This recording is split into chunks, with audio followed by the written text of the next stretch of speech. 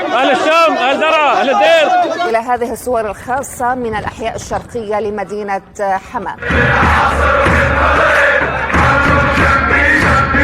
الدولة هلأ طالعته من السجن وهو محكوم إعدام من قاضي الجنايات العسكرية بها بحمص. قسما بالله يا صفاء تقولي النهار عيد. أهل حمص جهزوا حالكم. أهل الشام، أهل درعا، أهل الدير، عباد النصر كله إن شاء الله. أحد الشباب شاف الرسول عليه الصلاة والسلام وعم ببشروا بتحرير سوريا بالكامل. ايه والله يا سيدي، الحمد لله رب العالمين. اليوم بعد صلاة الفجر صلينا بالمسجد وجيت وأنا نائم رأيت الحبيب المصطفى عليه الصلاة والسلام ومعه سيدنا أبو بكر الصديق وشخص آخر، والتفت الناس حوله في ساحة الجامع الكبير بالحاضر، كان حاطط سلاح على كتفه ورماه، قال انتهت إن شاء الله.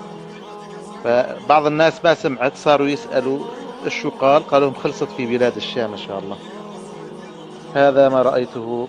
ونتابع هذه الصور الخاصة من الأحياء الشرقية لمدينة حما. إذن مشاهدينا ننوه إلى هذه الصور الخاصة من الأحياء الشرقية لمدينة حما.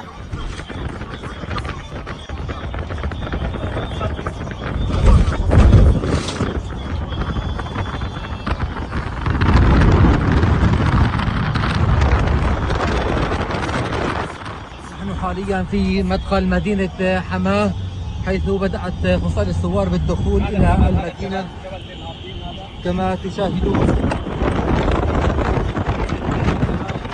على أبوابها بدأت القوات تدخل.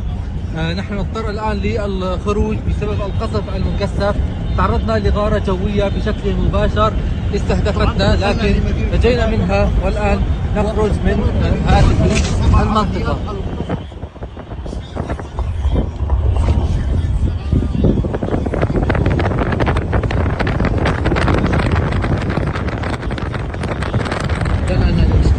العنيفة تدور داخل المدينة، داخل مدينة حماه، حيث دخلت إدارة العمليات العسكرية إلى داخلها.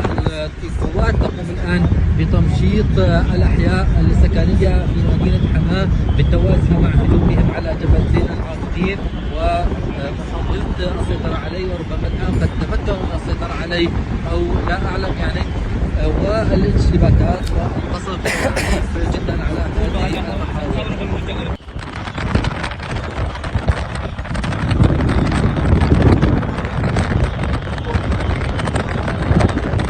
ميلي يا حما ميلي، وبالبقلك التحرير يا حما، وعقبال كل سوريا إن شاء الله.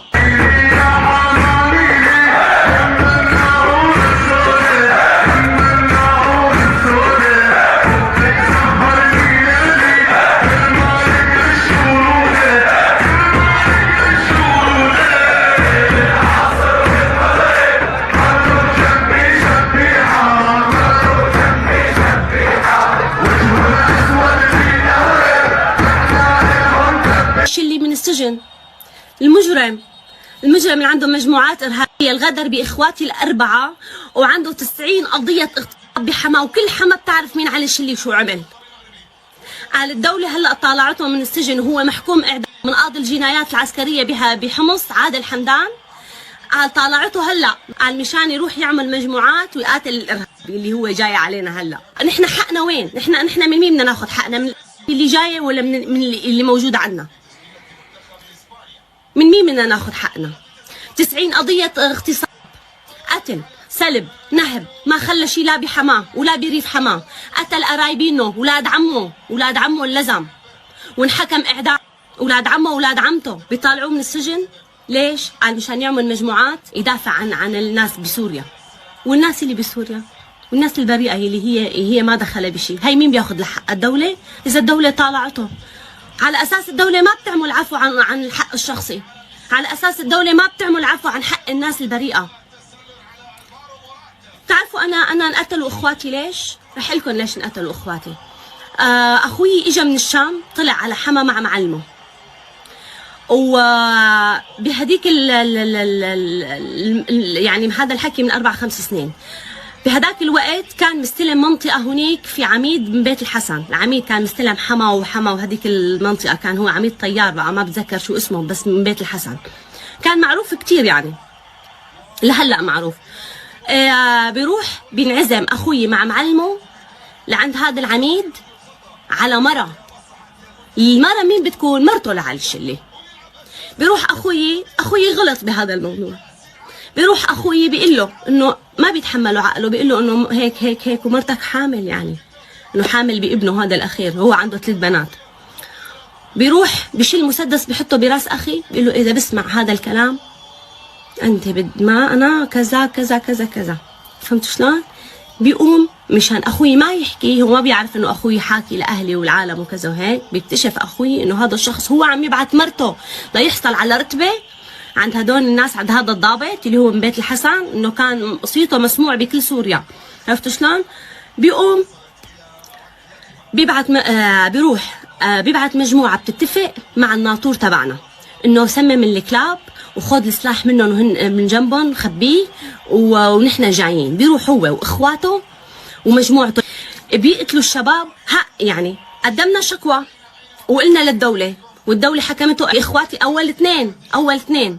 بيروح بفوت حكم، بعد اسبوع بيرجعوا بيطالعوا بيدفع 600 مليون من جنائية حماه، وكل الاوراق والاثباتات عندي. رح طالع لكم فيديو خاص، انا رح احكي هذا الكلام لكل القنوات، رح اطلع واحكي بكل القنوات، رح اطلع واحكي لكل العالم عن الشيء اللي صار. اخواتي مرتين فات على السجن، هو محكوم بالكلها معترفه، ومجموعته الارهاب كلها ممسوكه. طلعوه هلا مشان يعمل مجموعه.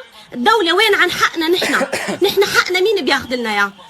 ما عندنا رتبه، ما عندنا ضباط، ما عندنا مسؤولين، ما عندنا محسوبات. مشان هيك نحن الدوله ما بتاخذ لنا حقنا. وين الدولة عن هالشعب المظلوم؟ على أساس ما بتسكت الدولة عن الحق الشخصي. الله قال منعوا صلاة الجمعة يوم الجمعة بعد بكرة، إنه ما بصير حدا يخطب. قال هن بدهم يخطبوا، يطلعوا على المنبر كل جامع يخطب خطيب منهم بحلب كله. ايه والله.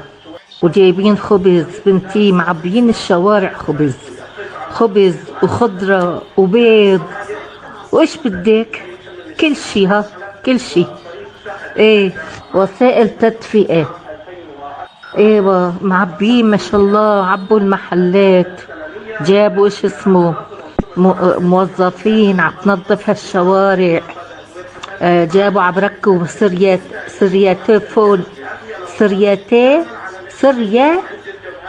فون اسمه سريا فون، هذا فضائي.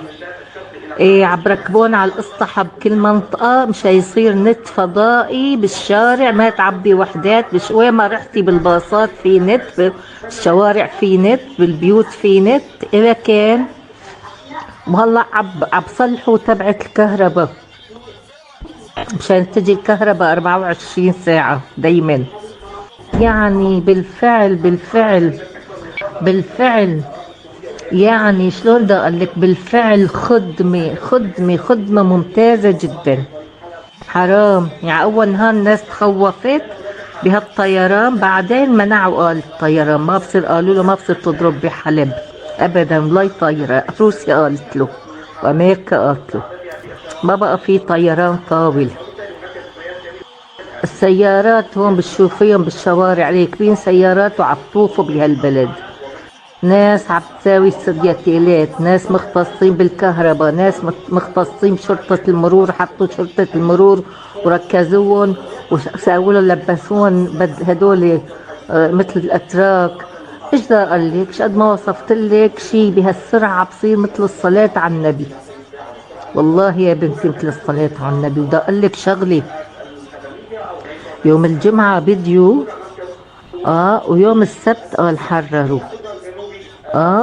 والله يا صفاء ما هي مجاملة. الصبح بتلاقي الصبح الشمس الساعة 10-11 غير الأيام الموجودة الشمس. والله بتحسي يوم عيد. شلون يوم عيد الفطر السعيد بتطلعي بعد رمضان بيطلعوا من الجوامع وهيك تبقى نهار عيد بتبين. وقسما بالله يا صفاء تقولي